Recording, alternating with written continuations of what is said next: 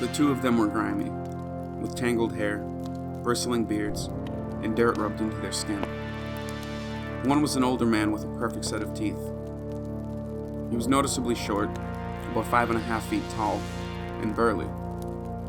He leaned against his massive backpack, warmed by the fire, and sipping his freshly brewed coffee from a battered tin mug with the odd legend, "I Heart New York, Never Forget," on its side. The other was a younger man who looked like he hadn't been on the road as long. "I've been traveling between worlds since I was a boy," said the older man. "Jumping trains when there were trains to jump, riding other things if trains weren't available, walking a great deal of the time. All of the worlds are Earth, just different Earths. Earths with a twist. On one, there weren't any humans at all. Prairie dogs seemed to be in charge. Big ones, too, riding buffaloes across the prairie. They left me alone, I left them alone." The old man laughed to himself as he stared at the sparks dancing in the night air above the flames. "Most of the Earths I visit are like this one. It's easier that way. There are minor changes, but nothing to make it too strange. Sometimes they're a little better, sometimes a little worse. In one, they fixed my teeth for free. In another, I got this mug." The old man's expression looked briefly troubled as he glanced down towards the flames. He glanced across the fire at the younger man, who was listening but obviously not believing. He'd heard a lot of bullshit. You meet a lot of crazy people on the road. Take this world, for example. A man can lose everything real quick. His wife and daughter in an accident, his job a few weeks after that. Can burn through his savings, can lose his house. There's no safety net in this world. Nothing for a man to rely on. Nothing to keep him from hitting the road. The younger man was suddenly interested. "How did you know that about me?" he asked dully. "What else do you know?" "I know you're a good man. A version of you helped me in another world. Picked me up on a cold winter night and paid for a meal in a room. Might have saved my life, might not have. It's hard to tell. Sometimes the gates pop up, sometimes you have to wait a while." The younger man stared across the fire at the older man. He didn't recognize him. Had just met him tonight. But what he had said had a ring of truth. He used to do that sort of thing. Pick up hitchhikers, give money to the homeless. He had had so much at one time, and it was a way he had given back. Now he had nothing, and nothing left to give. "I don't remember you," he replied dully, his eyes stinging, only partially from the smoke. "You wouldn't. It was a different you," the older man replied with a smile. "But I remember. I'm here to return the favor. There's a world right next to this one where your wife and daughter survived the accident instead of you. There's a gate right over there, just beyond the light of fire. There's a gate right over there, just beyond the light of the fire. That deeper patch of darkness." The younger man didn't believe, of course. He had met a lot of crazies on the road.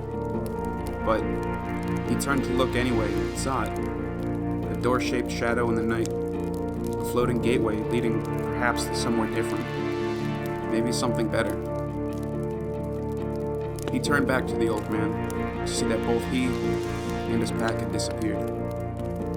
All that was left behind was an indentation in the grass and a battered tin mug, still half filled with coffee, sending up a thin trail of steam that was twisting, forking, and intertwining before disappearing forever into the cold night air.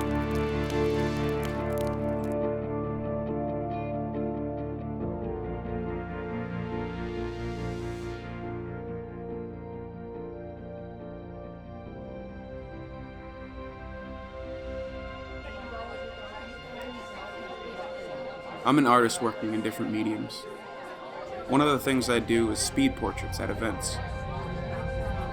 I can draw a pretty spot-on likeness in around 2 minutes, like a human photo booth, except it takes longer, and you're getting stared at intensely by a stranger trying to capture your likeness. In 2 minutes, I talk with and get a really good look at everyone I draw. I can draw around 30 people an hour, and it's not unusual for events to run around 6 hours or so. That works out to me briefly meeting around 180 people a night. It's speed dating on a massive scale. I chat up and draw entire social networks, friends, families, co-workers, and all the people they drag along. I do a lot of other stuff as well, but in this capacity, I meet a lot of people, some of them over and over again. It was a gradual realization. The cities, faces, names, and ages change, but I'd see it. Something in the eyes, a gesture, a knowing look, a reoccurring comment or joke. We have met over and over again, you and I. I see you, and sometimes you know I know. You were divided among many lives, hiding behind many faces, seeing the world through many eyes, but parts of you were waking up. You are slowly becoming aware of your multifaceted self. I'm seeing you more and more now. Parts of you know, other parts suspect, that you are more than yourself, that the face behind your different faces has been recognized, and that I, or should I say we, know who you are. Because up until recently, I thought I was the only one scattered across the world, living these many lives, alone with my many selves, even in a crowd. But I've found you, over and over again. I now know that you're out there too. We've passed on many streets, smiled with many mouths, nodded with many heads. Though, I suspect you do not yet know just how widespread you are, how many faces you have, and how many scattered lives you are living. You are reading this now with a single set of eyes, one of your many faces lit by a screen's light.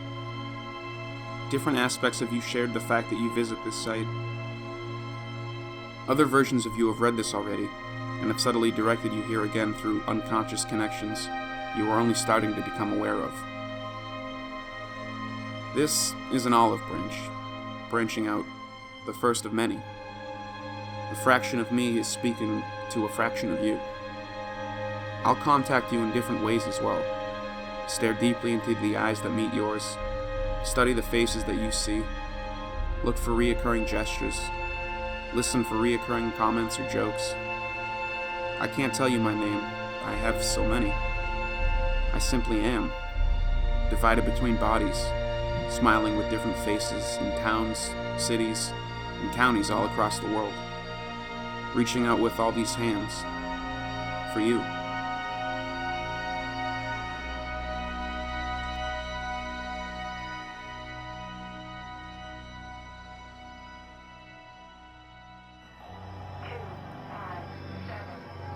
The Pete's, as we called them, would experience their crime on a continuous loop, until we, the processors, who monitored their emotional state, felt that they felt true regret, remorse, and disgust with their actions. Sometimes it took a while, but they all got there. Even the ones that cherished the memory of their crime eventually would come to hate the repetition of it, of seeing themselves committed over and over again. The experience, relived hundreds of thousands, millions, even billions of times, was an existential water torture, and everyone breaks eventually, and totally. The prisoners, deep in their induced comas and experienced their own subjective time, could cycle through the event hundreds of thousands of times a day. We'd monitored their brain activity remotely, an oddly beautiful time-lapse of their brain's chemical and electrical activity. Personal storm of passion and horror, dark clouds of emotions, twisting, turning, and crackling with lightning and electricity.